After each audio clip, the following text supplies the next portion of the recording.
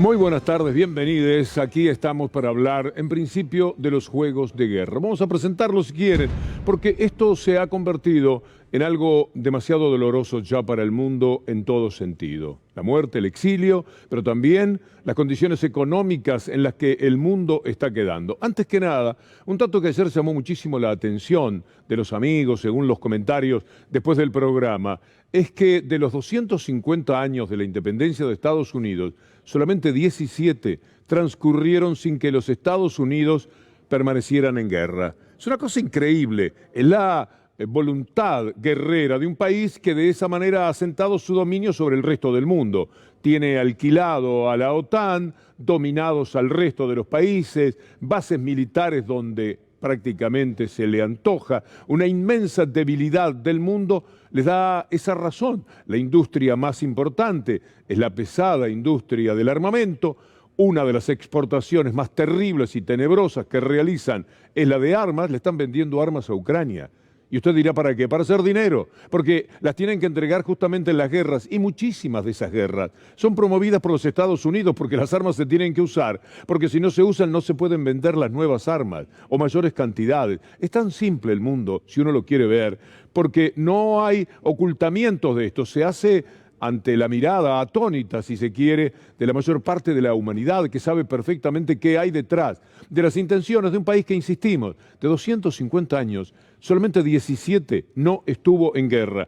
Y en esos 17 años, uno podría estar seguro que por lo menos las promovió, porque siempre hace a ese interés. Miren, en ese sentido, en cuanto a la actitud de los Estados Unidos respecto al resto del mundo, son muy parecidos los republicanos y demócratas. No se parecen en cuanto a lo que llamamos el poder real local, pero hacia afuera piensan de la misma manera. Nancy Pelosi, tan admirable en muchos aspectos, también propende a la guerra. Escuchémosla.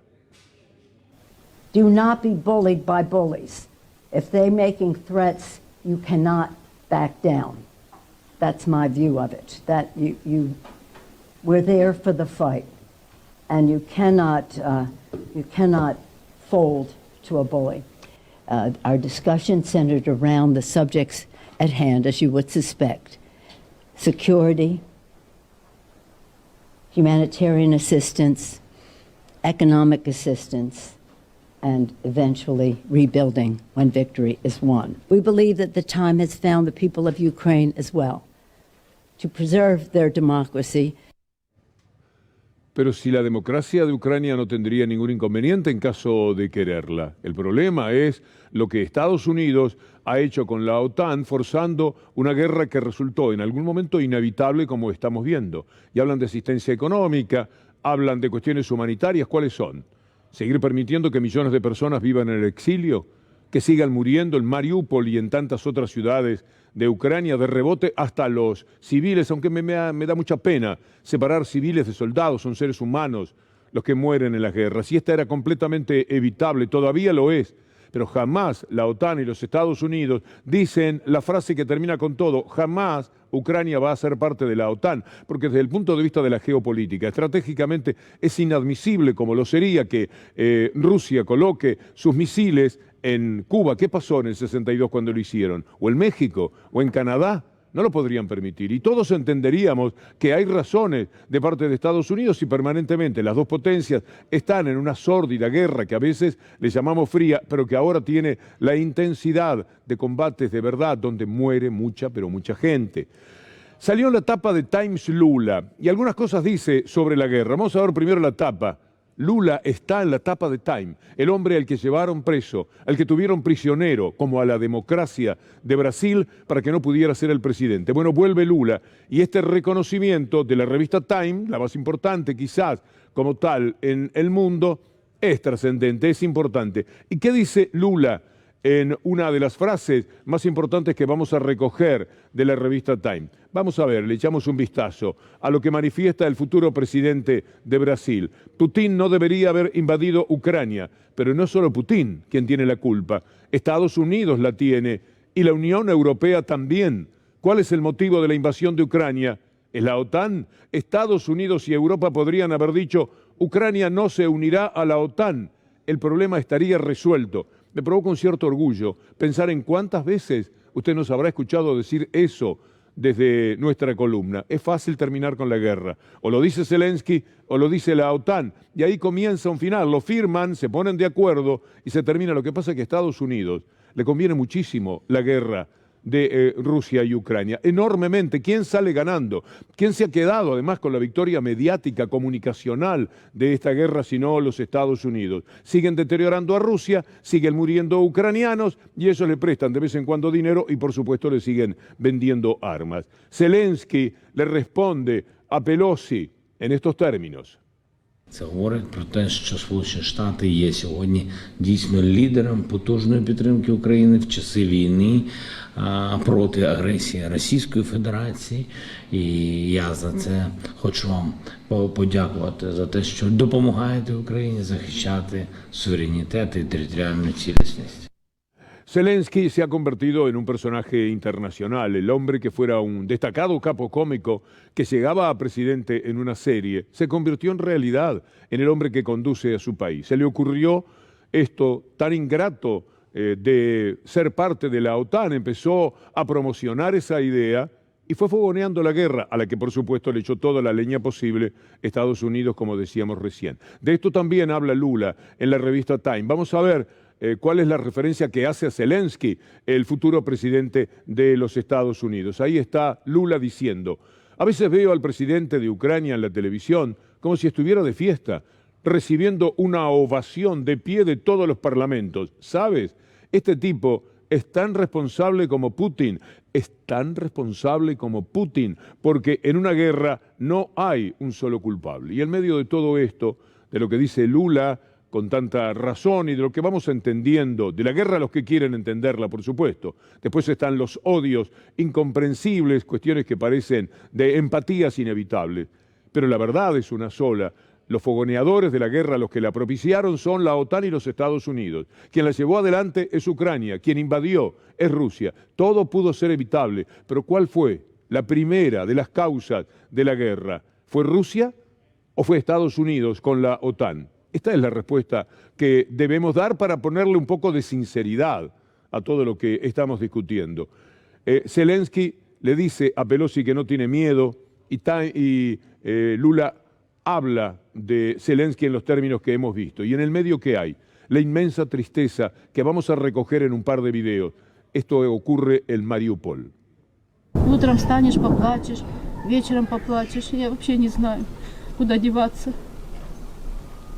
Это ж я не одна, представьте. Все разгромлено, все разбито. Куда людям идти? С маленькими детками он сидят, с манежем и двое детей. Ехать некуда, я бы с удовольствием уехала. Если бы мне предоставили жилье, да, я бы и сегодня уехала. А так, куда ехать? Кто нас где ждет? У меня знакомые ездили. Поехали в 2014 году, поездили почти год и приехали ни с чем. Никому мы не нужны. Так это тогда мелочи были на Восточном, а сейчас полгорода. Куда ехать? Разве всем людям могут предоставить жилье? Нет. Ездил танк по городу, стрелял только по домам. По дому, понимаете? Отлеты были с 23-го микрорайона большими партиями. А в это же время ездил танк И под этот шум стрелял. да, и стрелял. Это было где-то 5 часов утра, это было 5 часов вечера и ночь. Bueno, vamos a ver lo que es la pelea más sórdida todavía, que es directamente la de Estados Unidos con Rusia. Estados Unidos quiere definir la pelea comunicacional, que para mí ya la ha ganado, y cuestiona la presencia de Rusia en la cumbre del G20. No se puede hacer como si nada, dice Estados Unidos, como si no tuvieran una responsabilidad enorme en esta dolorosa historia. Estados Unidos sigue pensando que no se puede hacer como si nada respecto a la participación de Rusia en el seno de la comunidad internacional. Mientras tanto, la Argentina toma una decisión correcta que se anunció de esta manera. Tomo G20, como usted dijo, la Argentina no acompaña la sanción o la separación de Rusia del G20. La Argentina no acompaña la sanción o la separación de Rusia del G20 porque creemos en el multilateralismo y el multilateralismo se hace con países sentados en la mesa. Y este foro, que es un foro estrictamente económico, el foro del G20, debe trabajar sobre las economías del mundo. Después se verán cuáles son los mecanismos de funcionamiento. Ahora, a priori la Argentina no está de acuerdo en practicar un multilateralismo sin países. Para ofrecer la coherencia que nos gusta tener temáticamente en el programa, vamos a hacer una pausa ahora y luego estaremos hablando, en principio, de la inflación en el mundo y de la lucha por el pan en la República Argentina. Ya venimos.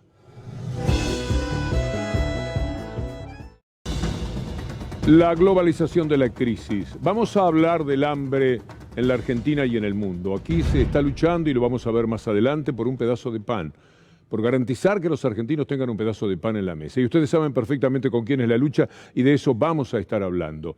La ecuación es inevitable, se globaliza de inmediato. Hablamos de pandemia, de guerra y consecuentemente de hambre. Miren ustedes lo que están pidiendo en Europa en estos momentos por la inflación. La inflación lleva a no poder comprar alimentos, porque es fundamentalmente lo que más castiga. Trabajadores piden más ayuda ante la inflación. Decenas de miles de personas marcharon el domingo en ciudades de Europa para conmemorar el Día del Trabajo y exigirles a los gobiernos que hagan más por sus ciudadanos. Hacer más por sus ciudadanos es poner un poco de dinero en el bolsillo. Y esto hay que discutirlo permanentemente con el mundo empresario, con las corporaciones. Y sabemos quién gana esa pulseada normalmente. Miren ustedes este video que tiene relación con lo que azota la inflación a Europa. La inflación en la eurozona está alcanzando máximos históricos y Bélgica tiene una de las tasas más altas, por encima del 8%. Con un aumento de los precios en alimentos, bebidas, transporte y servicios públicos, los compradores que pasean por esta calle de Bruselas están notando su impacto. En el supermercado, la harina, el azúcar, el aceite, todo es más caro. Esperamos que las cosas se calmen pronto en Ucrania y la vida vuelva a la normalidad. Antes pagaba 30 euros por 78 pañales. Ahora pago entre 45 y 50 euros. Crece el temor a que la guerra en Ucrania cause aún más exclusión social y pobreza en Europa tras años de austeridad y de restricciones por la pandemia. Cuando hablamos de estos temas estamos haciendo referencia a la seguridad alimentaria, o lo contrario. La inseguridad batió récords en los últimos tiempos. Casi 193 millones de personas en 53 países sufrieron inseguridad alimentaria en 2021. En 2022 las cifras son muchísimo peores, pero todavía no se han consolidado. Según la ONU, la cifra total de gente que no tuvo la cantidad adecuada de comida para un día se incrementó sobre lo que ya había en 40 millones el año pasado, confirmando la preocupante tendencia, me parece, una modesta manera de hablar de esta hambruna mundial. Mejor lo hacemos así. El impacto de la guerra en Ucrania en las cadenas de suministro está agravando la situación de hambruna extrema que ya sufren en el mundo 193 millones de personas. Eso supone que en solo un año las personas afectadas han aumentado en 40 millones, un 25% más, como subraya un informe de la Red Global contra las Crisis Alimentarias. Se trata de una cifra récord, son 40 millones más en un año, y si se observa la tendencia a largo plazo, es el doble de la cifra que teníamos hace 6 años. Lo que resulta realmente preocupante es la tendencia, explica Luca Russo, analista de crisis alimentarias de la FAO. Bueno, por más análisis que se hagan, las medidas son imprescindibles y las saben perfectamente. Tienen que soltar algo los grandes empresarios y las corporaciones del mundo. Yo no sé hasta dónde quieren arrastrar a la gente. Es dramático el procedimiento. En México también lanzan los precios cuidados, una de las pocas maneras de tratar de controlar el problema que ellos tienen, por supuesto, también con las empresas, aunque aquí, por ahora, da la impresión, hay un relativo acuerdo. Veamos la información y después lo vamos a escuchar a López Obrador diciendo exactamente qué es lo que se puede hacer sobre estos temas referidos a los precios cuidados. Esta es la noticia. Contra la inflación, México aplica su propio precios cuidados. En este caso dicen por ahora con el aval de empresas. Yo les cuento a los mexicanos que aquí se ha tenido el aval de las empresas, pero después la realidad ha sido completamente distinta. Escuchemos al presidente López Obrador. El incremento en la inflación está muy relacionado con la intervención, con la guerra. Esto es lo que descontroló el mercado mundial. Si producimos más, pues vamos a poder controlar el incremento de los precios. Estamos bajando la importación de gasolinas, de diésel, y esto nos coloca en una situación distinta. Por eso podemos controlar precios de combustibles. Pues lo mismo es con los alimentos. Los alimentos, allí también esa inmensa preocupación. Y entre nosotros, por supuesto. El salario no alcanza, no se llega a fin de mes, pero cuando decimos no se llega a fin de mes, en general estamos refiriéndonos a personas que tienen un salario y que efectivamente no le alcanza para algún tipo de gastos, pero básicamente les puede alcanzar para comer. Lo que sucede es que hay millones todavía que se quedan afuera de la alimentación. Y no solamente ellos, los grandes nos lo bancamos de otra manera, pero los chicos no pueden. Ya empieza a decirse, y verán ustedes las noticias prontamente, que los chicos llegan sin comer nada y se caen de hambre en muchas escuelas. Aquí en la ciudad de Buenos Aires ocurre, en la provincia de Buenos Aires. Entonces hay que tener un poco más de cuidado, se nos está muriendo la gente y en consecuencia todo lo que se haga a favor del salario. El trabajo primero, pero el salario al mismo tiempo, porque si el trabajo no da un salario que por lo menos alcance para comer, también estamos perdidos. Miren ustedes lo que pasó esta tarde hablando sobre el pan, aquí en C5N. Fue una reunión muy buena, realmente, una reunión muy productiva. Lo vimos al secretario muy enfocado en que esto tenga éxito y nosotros como sector privado estamos también buscando lo mismo. Estamos buscando que de alguna manera lograr ese efecto de desacoplar los precios internacionales para que se pueda garantizar productos esenciales a los consumidores. En este fideicomiso entran todas las harinas. Entra la 3 ceros, la 4 ceros y el semolín. Y con esto se va a abastecer a las panaderías, a las casas de pastas frescas y a las casas de pasta seca o la fábrica de pasta seca, como en nuestro caso, para lograr aminorar los precios.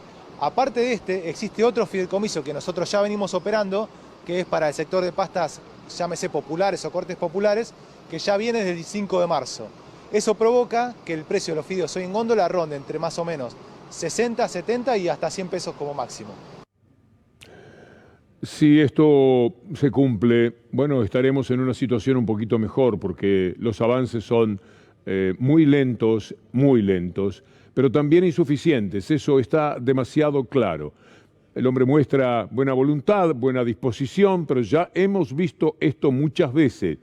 Y la verdad es que todavía no se encuentran las soluciones. Démonos por unos días un poco de esperanza a partir de lo que hemos escuchado. Y atendamos que efectivamente todo lo que pasa es de carácter mundial hoy día. En los Estados Unidos tuvieron que subir las tasas de interés como nunca en 22 años. Ahí está, la Reserva Federal aprobó la mayor subida de tipos de interés al cabo de más de 20 años para contener la inflación. No podían más con eso en los Estados Unidos, porque así también pierden muchas veces con las corporaciones. El propio presidente Jerome Powell de la Reserva lo está diciendo. Before I go into the details of today's meeting, I'd like to take this opportunity to speak directly to the American people. Inflation is much too high, and we understand the hardship it is causing, and we're moving expeditiously to bring it back down. We have both the tools we need and the resolve that it will take to restore price stability on behalf of American families and businesses. The economy and the country have been through a lot over the past 2 years and have proved resilient. It is essential that we bring inflation down if we are to have a sustained period of strong labor market conditions that benefit all.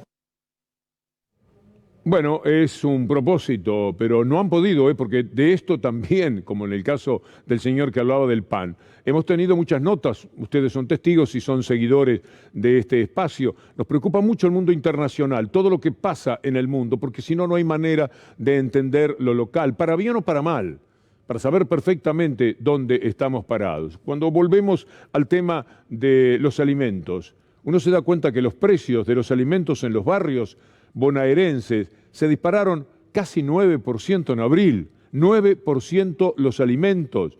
No hay manera de sobrevivir. En los últimos 12 meses Los precios alcanzaron un acumulado de 63,5%. Es una barbaridad, es una locura. ¿Y quiénes son los que ganan con el hambre de toda esa gente que no puede comprar sus alimentos? ¿Quiénes son los que van y dicen vamos a colaborar y no colaboran? Los que se ponen de acuerdo en precios cuidados y después escamotean los productos de los precios cuidados. ¿Quiénes son los que le mienten al gobierno ante un gobierno que muchas veces da la impresión de que se deja mentir con su famosa historia de vamos a hacer puentes, vamos a hacer acuerdos y vamos a buscar consensos? Para lo que nosotros pensamos tendría que ser una enorme autoridad del gobierno imponiéndose a estos truanes. Vamos a ver, vamos a recordar de qué se trata. 9%, guarda este número, creció el precio de los alimentos este mes en los comercios bonaerenses. Bueno, Blaquier hizo durante la prepandemia 120 millones de dólares. En el primer año de la pandemia 162 y en el segundo año de pandemia 234 millones. Lo mismo Federico Brown. Estamos hablando de todos los proveedores de productos imprescindibles para la gente, en muchísimos casos los alimentos. Mire, Brown, 410, bajó a 397, pobre, en el primer año de la pandemia y subió a 416, se desquitó de todo. Caputo, el hermano del alma, esto es intolerable. Y hay que ponerle algún final a todo esto. Cierto es que el poder real, mire usted lo que pasa en Estados Unidos, y allí no consiguen, bueno, es el lugar donde las corporaciones más fuertemente se sienten. Y los que manejan la economía en Estados Unidos son los mismos que estaban en lo privado. Hay una puerta giratoria, como dice Paul Krugman, que siempre los tiene a ellos de un lado o del otro, en lo privado o en lo estatal sirviendo a lo privado y en lo privado robando a lo estatal. Es una cosa interminable y esto de la puerta giratoria se da en muchísimos lugares, lamentablemente, y así es que marcha la economía. Entonces, ¿qué hacer? Mire, vamos a hablar del CIPEC. Miren lo que quiere el CIPEC, en medio de toda esta crisis, cuando la gente lo está pasando tan pero tan mal, le van a informar que hay un tipo de jubilaciones que ellos no quieren más porque hay que achicar el presupuesto. Siempre la misma historia. Jamás piensan en el hambre y en las necesidades de la gente. Total, a ellos les va fantástico. A esta señora Gala Díaz del CIPEC, ¿qué le importa el mundo? ¿Qué le importa lo que hay afuera? Y afuera es del otro lado de la pared donde estaba diciendo este discurso. Estabilizar la macroeconomía, una condición necesaria, aunque no suficiente, es reducir el déficit fiscal. El sistema previsional es el componente más pesado de nuestro gasto público, pero más de la mitad de ese gasto previsional son regímenes de excepción, no las jubilaciones mínimas de 30.000 pesos, sino jubilaciones de hasta 600.000 pesos. Son más de 200 las categorías ocupacionales con beneficios extraordinarios.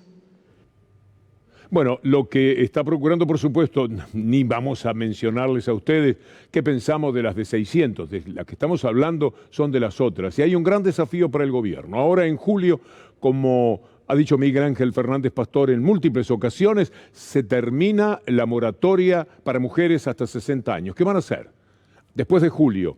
¿Qué es lo que quiere el Fondo Monetario Internacional? Seguramente lo contrario. ¿Qué es lo que va a hacer el gobierno? Lo queremos ver.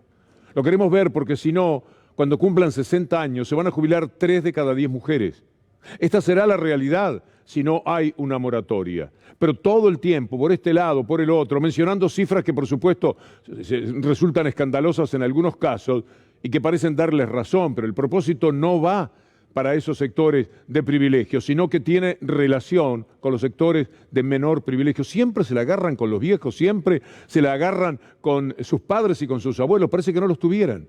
Es una cosa muy, pero muy lamentable. Trabajan toda la vida, son estafados por el capitalismo, los dejan afuera de los trabajos formales, los dejan afuera de toda la calidad de vida que puede dar un trabajo formal, lo que se refiere a la salud, lo que se refiere a la educación, etcétera, etcétera. Y cuando llegan a viejos, cuando pasan los 60 o 65 años, la respuesta es que hay que achicar ese mundo porque es un costo que no podemos sobrellevar. Hay que sobrellevarlo. La respuesta del gobierno a lo que pretenderá el Fondo Monetario Internacional tiene que ser esa. Estamos muy atentos a lo que vaya a ocurrir en el mes de julio con moratorias que tienen que venir. Por supuesto, esta señora, ese mundo al que pertenece, el CIPEC y todo lo demás, está de acuerdo con un ciudadano como expert, que ahora tiene un cargo, además ganado, diciendo este tipo de cosas, porque hay mucha gente que naturalmente está de acuerdo con esto porque no tiene problemas económicos. Cuando uno no los tiene, hay que tener una cierta calidad humana para poderlos apreciar, porque de otra manera vive en la más absoluta indiferencia. Veamos este tuit de Esper, que dice, no hay nada gratis, lo vimos, no hay que obligar a las prepagas a atender gratis a afectados por VIH y otras, que se mueran, y punto. Esta es la idea.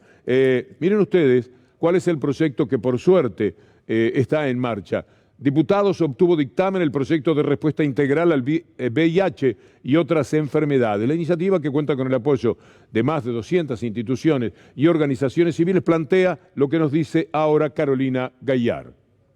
Y la nueva ley que estamos promoviendo actualiza la anterior ley, que fue importante en su momento, pero le incorpora un enfoque de derechos humanos, una mirada integral, dando una respuesta integral, interseccional e intersectorial a el VIH, entendiendo que el VIH es una enfermedad que ha estado caracterizada por los prejuicios, por el estigma y la discriminación. Por eso es tan importante esta nueva ley.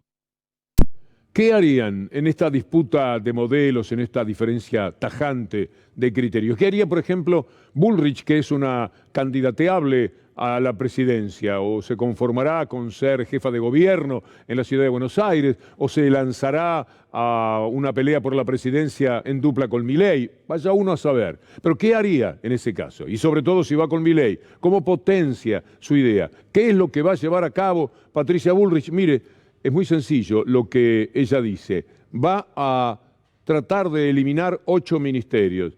8 ministerios, dice usted. ¿Cuáles, por ejemplo? El de salud no, ¿verdad? Sí, el de salud sí.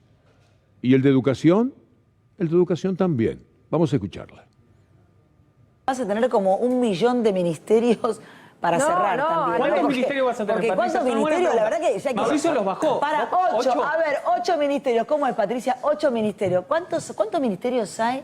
Salud, 22, salud, 22, el ministerio. Mirá, salud, el ministerio. 23, claro. Salud, el ministerio. 8, porque yo pienso que muchas A ver, ¿cómo cosas hay que las tiene que dejar de hacer el Estado y tienen que ser públicas, privadas. ¿Cuáles, por ejemplo, Patricia? Por ejemplo, a ver,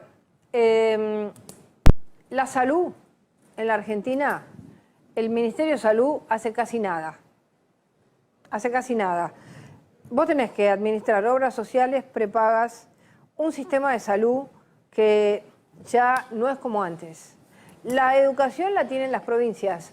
Hay que armar un sistema federal real de conducción de la educación, no un consejo federal cada tanto y un ministerio que no se ocupa de nada. Ella dice que no se ocupa de nada. El de ellos no se ocuparía de nada. Quitaron presupuesto, llevaron a cabo una tarea tremenda, es verdad. Ellos anulaban ministerios y se llevaron eso puesto. Ahora están nuevamente para darle un servicio directo a la gente. Lo que no es un ministerio tiene que promover ideas que van al ministerio y que de vez en cuando le dirán que sí o que no. ¿Cómo no va a haber ministerio de educación? ¿Usted conoce un país sin ministerio de educación? ¿Usted concibe un país sin ministerio de salud, sin alguien que concretamente sepa todo lo que hay que saber de la salud, que se podrían escribir miles de manuales, nada más que con lo que tiene que llevar a cabo un ministerio de esa naturaleza? Bueno, esto lo están diciendo con franqueza. Se permiten una cierta impunidad, porque esto tendría que tener un castigo. Por ejemplo, tener 0 voto. ¿Usted cree que va a ser así? No, va a tener millones. Si ella es la candidata a presidenta, va a tener millones de personas que la sigan. Y este es el mundo que estamos construyendo. Después no nos quejemos. Y después viene el mundo de la economía. El Kun Agüero, destacadísimo jugador, admirado, centro delantero, tiene una visión económica del mundo que es igual a la de muchos economistas, y lo vamos a probar. Primero veamos cómo el Kun, en pleno partido, de pronto se largó a hablar de economía en estos términos. Parece que estamos jodidos. A mí tienen que sacar los pesos. ¿Y qué quiere poner? Dólares.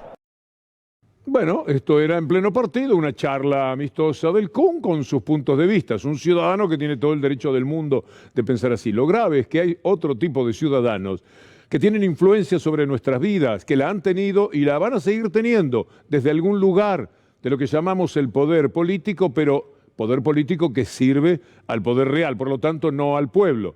ve a estos dos personajes decir lo mismo que el Kun, para que usted no se quede diciendo cómo se mete el Kun, que meta goles, como siempre se hace cuando él quiere quitarle entidad o valor a lo que dice una persona. No, no, lo que dice no es un disparate en el mundo, que podría ser del disparate, cuando vemos a estos señores.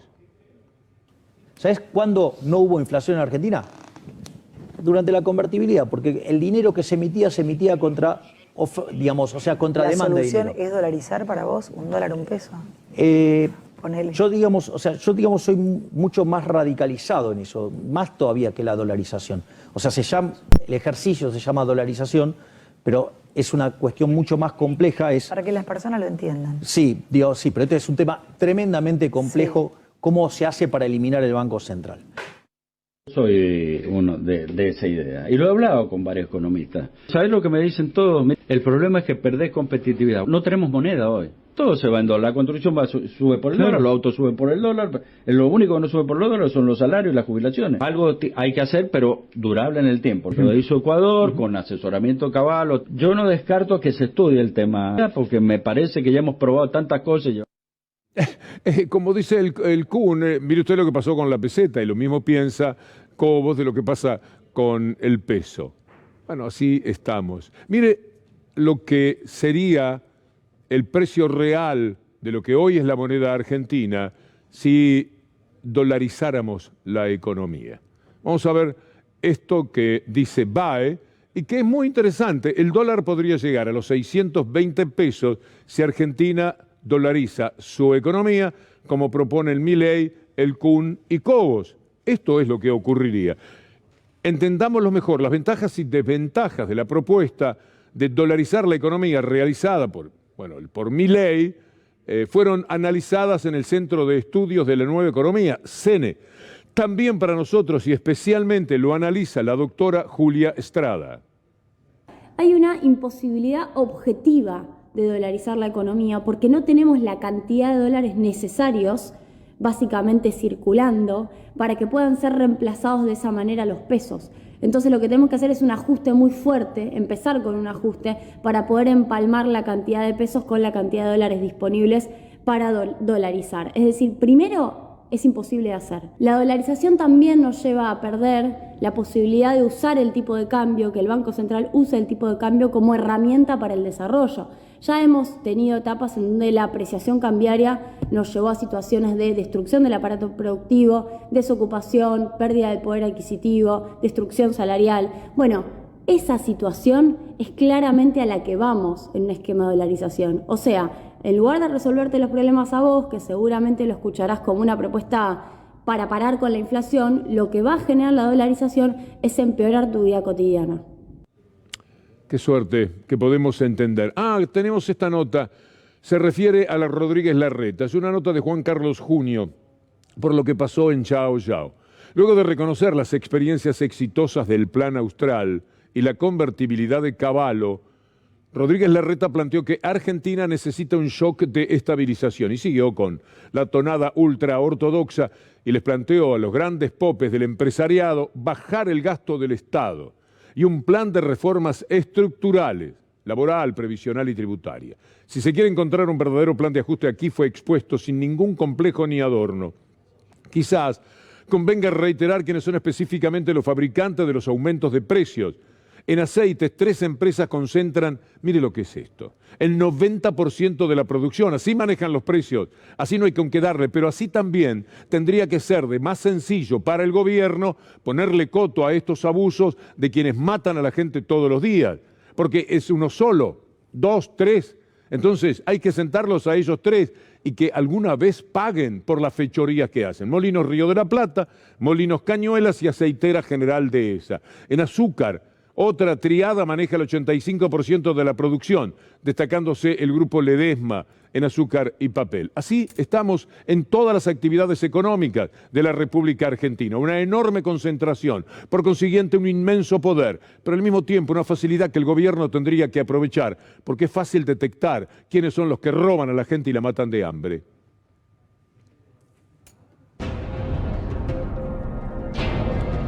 Naturalmente que todo esto va de la mano con una injusticia que a veces nos abruma. Esta gente, la corte de Pepín, Rosati y Rosenkrantz dan derecho a decir esto, el 50% de la corte actual fue elegida por Pepín, el hombre al que Uruguay hoy le negó el asilo político que estaba pretendiendo, lo cual es una interesante noticia. Y vamos a ver cómo se las arregla Pepín para no venir a dar la cara como corresponde. Pero él eligió esta Corte Suprema de Justicia que abochorna, que es una vergüenza. La justicia, ahora vamos a hablar de la Corte, promueve junto con lo mediático, la mafia de Clarín persiguió de todas las maneras, usted lo conoce, esta historia, a Amado Boudou. Hasta por un auto, la venta de un auto, una cosa sencilla de entender. Cuando uno veía que era imposible llevar a cabo una causa, ellos le daban páginas y sobre todo le daban mucho lugar en televisión. Vamos a ver, por ejemplo, cómo presentaban el tema del auto, de la transferencia del auto de Amado Boudou. Amado Boudou es el estereotipo perfecto del argentino trucho, seductor, banana, oportunista, mundano, ganador, tránsfuga y mentiroso, y acaba de entrar en la historia. Será entonces el primer vicepresidente argentino en ir a juicio oral por tener un auto con papeles falsos. Un auto con papeles falsos y todo, después le decían todo lo que le decían. Es una mafia que juega a favor de alguien que no tiene piedad, porque a este hombre le han hecho cualquier cosa. Lo fueron a buscar, pijamas, pantuflas, sin poder despedirse de mujer y darle un beso y lo metieron preso. Por todas estas mentiras, por lo de Van der Broel, que ahora lo sabe todo el mundo. ¿Y qué hacemos con eso? ¿Qué hace Boudou? Con sus años de cárcel, sin la familia, sin poder estar con su hijo. ¿Cómo se ordena nuevamente la vida? Es extraordinario desde el punto de vista humano. Alguien que puede salir con cero rencor de todo lo que le han hecho pasar. Los diarios, los canales que corresponden al mismo grupo mafioso de Clarín, dirigido por Héctor Mañeto, que es un hombre que no conoce la palabra piedad, porque un poco se puede tener. ¿Ustedes se acuerdan cómo lo llevaron a Amado Boudou? ¿Quiere ver cómo terminó la causa? Esta que motivaba que le dijeran todo tipo de insultos a Amado Boudou. Mire, vamos a ponerlo ya mismo en pantalla. Espero que lo tengamos ya para compartirlo. Ahí está. Revocaron, confirmaron su inocencia, la condena a Boudou y lo absolvieron en causas por adulterar documentación de un auto. Por el hecho había sido juzgado y sobreseído, pero ese juicio fue anulado. Y en un nuevo caso resultó condenado a 3 años de prisión. Sentencia que fue revocada. También confirmaron su inocencia en la compra de vehículos para la cartera de Economía en una subasta pública. Todo se les ha caído a pedazos, pero mientras tanto tuvieron a toda esa gente presa. Ya sabe usted lo que ha ocurrido con los dueños de este canal. La verdad es que yo no sé cómo salen enteros, cómo salen a dar una pelea, en el caso de los dueños del canal, en el plano jurídico, o cómo tienen el comportamiento de Amado Boudou, quizás salvado porque la gente, la que quiere enterarse, la que quiere saber cómo son las cosas, sabía esta historia. Se daba cuenta que todo era un inmenso disparate, solo fogoneado por las miserables tapas del diario Clarín, acompañado, por supuesto, por los otros pequeños delincuentes de la nación. Pequeños en el sentido de que son más chicos que el inmenso delincuente nacional. Esto es lo que le ha pasado a la Argentina durante todos estos años. Después viene la ONU y dice que era todo trucho lo que hicieron con Lula. Tarde, señores. Alteraron la democracia. Después vienen y dicen que no había ninguna responsabilidad en decenas de temas. Pero ¿cuántos años los tuvieron en la tapa? ¿Cuánto tiempo lucraron vendiendo mentiras con aquello de Máximo Kirchner y su cuenta? No existía ni cuenta, ni el banco existía. Pero estos truanes, estos enormes bandidos que limpiaron la cabeza de la gente de lo bueno para meterle todo lo maldito que pueda haber, habitar. Cuando hay odio, esto es lo que pasa. Contra estas personas no se puede vivir de esta manera. Y tenemos que reflexionar y tenemos que confrontarlo permanentemente. Yo no sé, no quiero decir esta información, decir ahora Boudou fue sobreseído y quedarme muy tranquilo. Antes lo acusaron, ahora sobreseído. No me banco esa manera de ser. No me lo puedo tolerar para mí mismo. Porque no es forma de mirar el mundo. Hay que condolerse de este tipo de situaciones que se han afrontado porque han hecho demasiado daño permanentemente. Y ahora cuando hablan de estos temas hablan con sorna, por supuesto. Y los que tendrían que estar presos por la fuga, por el dinero que trajeron al país y se lo llevaron como se lo llevaron. No, esos son los que acusan de todo lo que dijeron antes sobre Amado Boudou.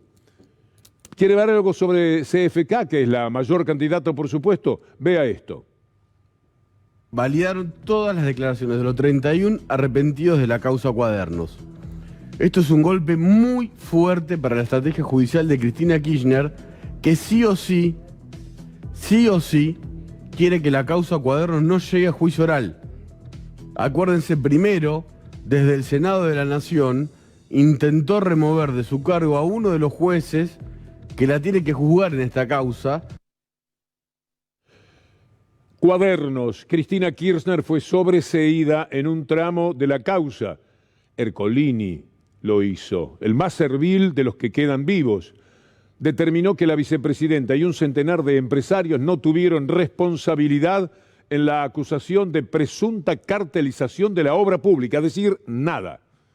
¿Usted se da cuenta? Eso que vio recién de la mafia de Mañeto fue repetido cientos de veces y fue seguido por los otros canales, porque son serviles también del poder mediático de Clarín, o porque les conviene, o porque la ideología... Mire, hay un dueño de canal que sabe que Clarín lo quiso estafar mandándole al chepibe del presidente y ese canal juega permanentemente a favor de este tipo de temas. Es decir, es tan fuerte la ideología y la falta de empatía con ciertas ideas que pueden renunciar a la defensa a la que tienen derecho por haber sido acosados, perseguidos, hostigados y con la familia amenazada, como el mismo dueño de ese medio denunció en su momento. Y sin embargo, acompañan todas estas movidas, todas estas mentiras. Así que usted en el zapping puede encontrarse con alguna parte de la programación de C5N, ocasionalmente algún otro canal, ¿y qué más? Algunas radios, poquitas, de un poder relativo frente al inmenso poder de quienes se quedaron absolutamente con todo.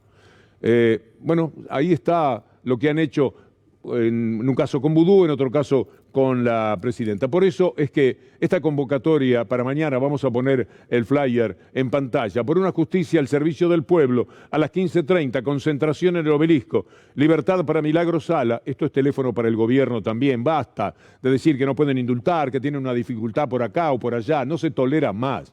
No es humano, hay que jugar todas las fichas que sea necesario. ¿Va a terminar este gobierno sin poner en libertad a Milagros Sala cuando este gobierno fue votado, entre otras cosas, por mucha gente esperando la libertad de Milagros Sala?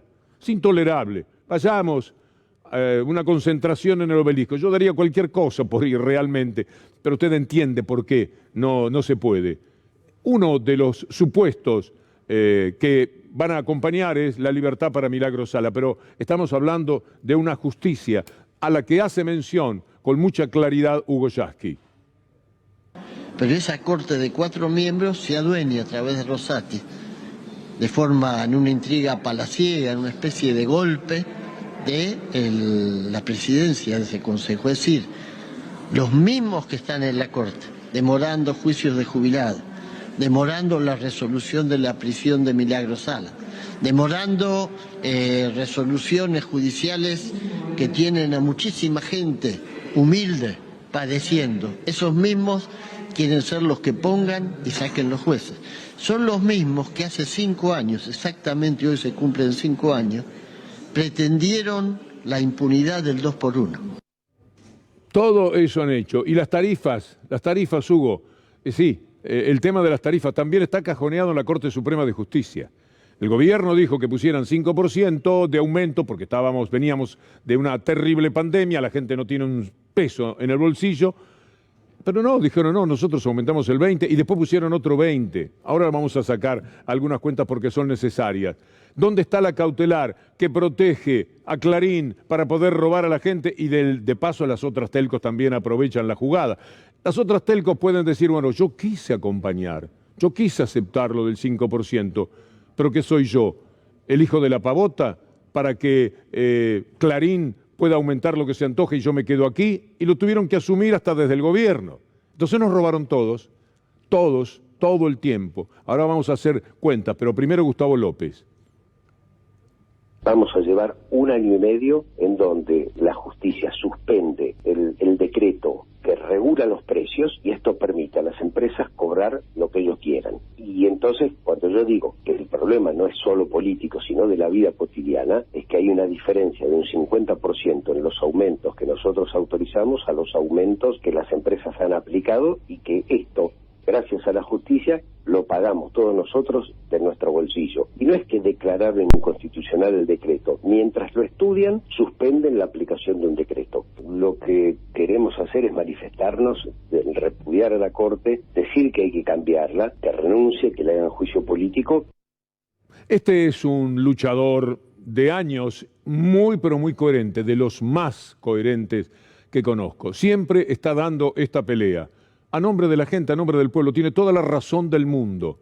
Pero, ya ve usted, la Corte Suprema avala el robo que nos hacen esas empresas. ¿Quiere ver cuánto ganan con ese escandaloso hurto del bolsillo de cada uno de ustedes? Vamos a las placas. 56.000 millones más. Mi modestísimo cálculo andaba por los 80. Alguien me dijo, ¿para qué? No te vayas. Decir lo que seguramente por lo menos han llevado. Es que aumentaron 76%.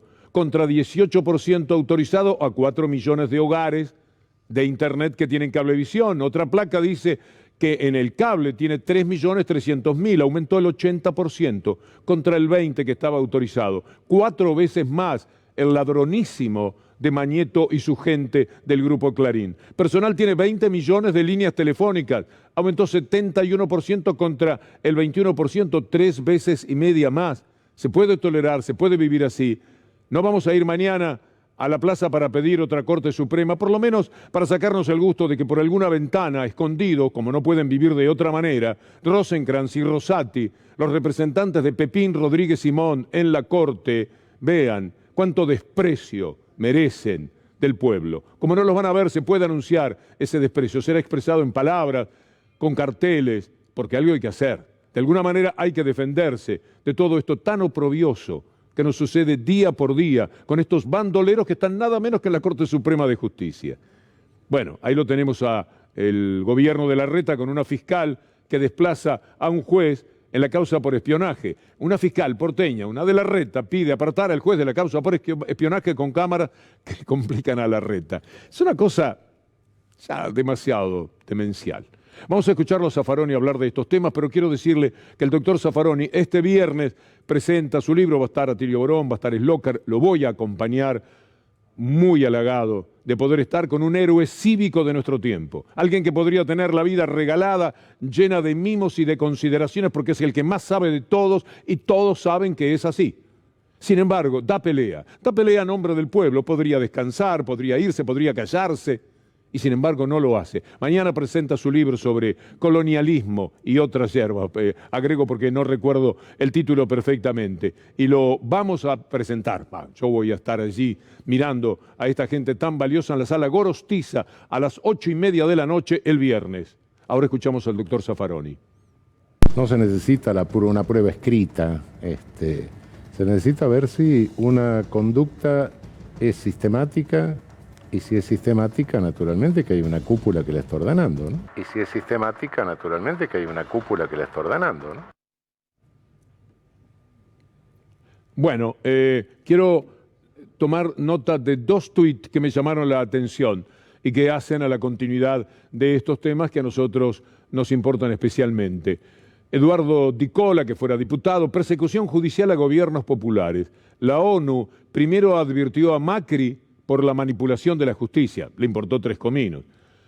Ahora dijo que la justicia en Brasil violó los derechos, la ONU, los derechos de Lula, y que el entonces juez Moro fue parcial, etcétera, etcétera. Veamos qué dice Lula en esa entrevista de la revista Time, donde apareció en la tapa. Bueno, hay otro más de Di Cola, está bien, vamos a Lula. Es urgente y necesitamos crear una nueva gobernanza mundial. La ONU de hoy no se achica porque la ONU le dio la razón. La ONU de hoy ya no representa nada. ¿Qué va a representar la ONU? Si está avalando la guerra y persiguiendo también a los participantes de la guerra a favor de Estados Unidos y de la OTAN. La ONU de hoy no es tomada en serio por los gobiernos, porque todos toman una decisión sin respetar a la ONU. Esto es mucho más fuerte, a partir sobre todo de la guerra por Irak, el genocidio cometido por los Estados Unidos en Irak, matando entre 800.000 y 1,5 millones de personas. El número más aproximado se sostiene que es de 1 millón de personas, porque sí, con mentiras que la ONU avaló. Si usted mira la película Secretos de Estado con Keira Knightley, y ya por eso también vale la pena, se va a encontrar con la historia de cómo compraban funcionarios de la ONU para que votaran a favor de que Irak tenía armas. ¿De qué sirve la ONU? Es un grupo desvergonzado, porque en realidad igual participar de lo que uno sabe que es una transfugada, también lo convierte a uno en parte de lo mismo. Vamos a ver ahora lo que dice la CELAC sobre la cumbre de las Américas. Cumbre de las Américas. Sin Venezuela, porque se le antoja a Estados Unidos, sin Cuba y sin Nicaragua. La Argentina se opuso. Bien, ha tenido cosas buenas, como también hechos que hemos criticado fuertemente en su momento, como aquello del voto contra Rusia, que fue algo tenebroso. Pero bueno, en líneas generales, en el ida y vuelta, hay cosas bien hechas y esto está realmente muy, pero muy bien. Y López Obrador, que es la figura más importante que hay en estos momentos en América de los que asumen lugares trascendentes frente a los pueblos, dice: bueno, primero no hay que adelantarnos porque, pues con todo respeto, el planteamiento se lo hicimos al presidente Biden. Entonces, él me mencionó que iba a pensarlo y ayer salió para Washington Marcelo Ebrard y le encargué que además de los temas de la agenda bilateral se tratara esto. Entonces hay que esperarnos, no nos adelantemos. No nos adelantemos, habrá que esperarlo. Una cumbre de las Américas, sin esos países no es una cumbre de las Américas, y el que vaya es un lacayo. Llega Gustavo Silvestre y yo agradezco muchísimo. Hoy estuvo Javier Cantero, gracias Javier, Pato del Vecchio aquí en la cámara, gracias Pato, Patricio, Joel Rodríguez Acosta en el graf y en el sonido Archie. Abrazo Archie, por supuesto con Anabela Sánchez, con Julián Capazo y con Juanpi Montes Onganía de la dinastía Montes Onganía, encabezada por Charlie, que ya está en contacto con Gustavo Silvestre. Se pone en marcha nuestro buque insignia y nosotros, Dios mediante, volvemos mañana. Hasta entonces.